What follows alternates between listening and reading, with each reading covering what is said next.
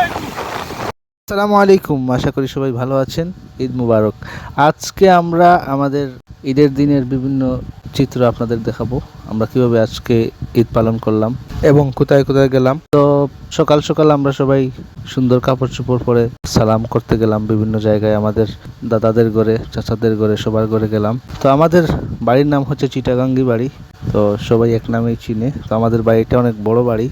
এখানে আমাদের পাঁচ দাদা ছেলে নাতিরা সবাই আমরা একসাথেই ঈদ উদযাপন করি আলহামদুলিল্লাহ। তো সবাই একসাথে নতুন কাপড় চোপড় পরে আজকে সালাম করতে যাচ্ছি এক ঘর থেকে আরেক ঘরে।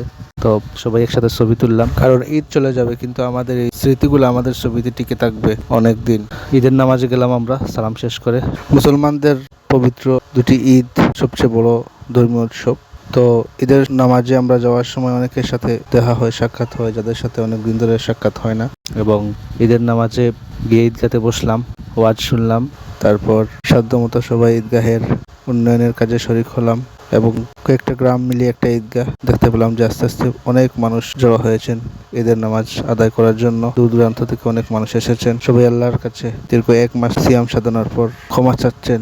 সবাই মন দিয়ে প্রাণ খুলে দোয়া করলেন, ঈদগাহে বসে খুতবা শুনলেন।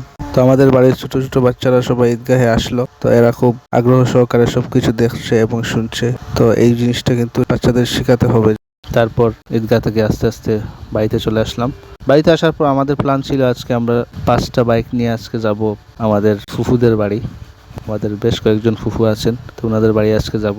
তো পরে আমরা বিভিন্ন কারণে 3টা নিয়েই বের হয়েছি, 3 বাইকেই আমরা বের হয়েছিলাম। তো সাথে ছিলেন আমার চাচা, অলি চাচা, আমার ছোট চাচা, তারপর আমার চাচাতো ভাই এরা। তো যাওয়ার সময় আমরা সুন্দর একটা দিন উদযাপন করছি এবং অবলোকন করছি। পরিবেশ পরিস্থিতি, তারপর আবহাওয়া আলহামদুলিল্লাহ ভালো ছিল।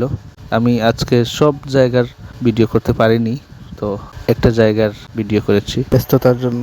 তো আমরা যাওয়ার পর ওনারা অনেক খুশি হলেন। আসলে ফুফুরা হচ্ছেন সবচেয়ে অবহেলিত আত্মীয় স্বজন। ওনারা ওনাদের বাবার বাড়ির আত্মীয় স্বজন পেলে যে কি পরিমাণ খুশি হন সেটা ওনাদের চোখের দিকে তাকালেই বোঝা যায়। ওনারা কিছুই চান না, ওনারা শুধু বাবার বাড়ির মানুষদেরকে যদি ঈদের দিন একটু দেখতে পান ওনারা অনেক খুশি হন। তো যাই হোক, আমরা গেলাম। তো আমরা দেখি আগে থেকেই ওনারা সবকিছু রেডি করে রেখে দিয়েছেন। আমরা চাইছিলাম যে সারপ্রাইজ দিব, কিন্তু কেউ না কেউ বলে দিয়েছে, তো ওনারা সবকিছু রেডি করে রেখেছেন আপ্যায়ন করার জন্য। তো আমরা একসাথে সবাই বসে নাস্তা করছি, বিভিন্ন বিষয়ে গল্প করছি। আসলে আমরা যারা পেশাজীবী মানুষ, আমরা চাকরি করি কিংবা ব্যবসা করি, আমাদের আসলে সময় বের করা খুবই কঠিন যে একটু সময় নিয়ে আত্মীয় স্বজনের বাড়িতে ঘুরতে যাওয়া। এই ঈদ আমাদেরকে একটা সুযোগ করে দেয় যে আমরা বিভিন্ন জায়গায় ঘুরতে যেতে পারি। তো এই ছিল আজকে আমাদের ঈদের দিন। সবাই ভালো থাকবেন। আসসালামু আলাইকুম।